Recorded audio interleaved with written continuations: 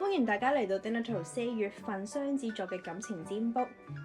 如果你需要一個針對翻你個人同埋詳盡啲嘅占卜，可以透過左上角嘅聯絡方法同我預約做個占卜嘅。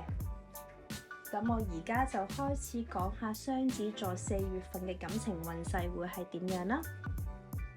咁我見到有啲雙子座而家係喺一段曖昧或者唔係正式喺埋一齊嘅關係入面。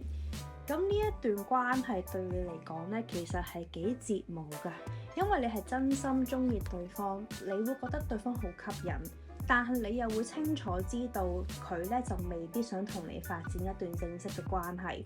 咁所以4月你情緒係會比較反覆嘅。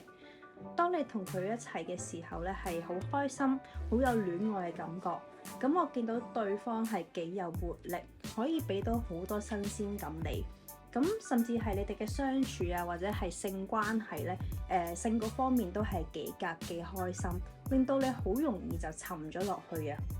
咁但係我會覺得其實對方咧係一直俾緊一啲假希望你。咁當你咧想下前一步，例如係試探下對方想唔想真係正式一齊咧，咁佢嘅態度就會係變到唔清唔楚咁，佢唔會真係想推進呢段關係嘅。咁所以你而家面對嘅情況係好現實，一係咧你就要接受呢個冇名分嘅關係，一係就要離開。咁但係老實講，我會覺得你好大機會會唔想走。咁因為你哋嘅相處實在係太過美好，感覺係好似毒藥咁樣啦。你明知你之後會受傷，但係你都忍唔住會想再見呢個人。咁不過要提醒你啦，我會覺得呢個狀態短期內都唔會有啲咩明顯嘅改變啊！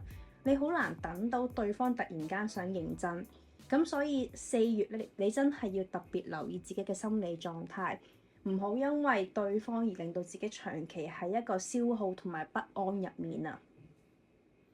咁雙子座嘅占卜就去到呢度啦，我哋下個月再見啦，拜拜。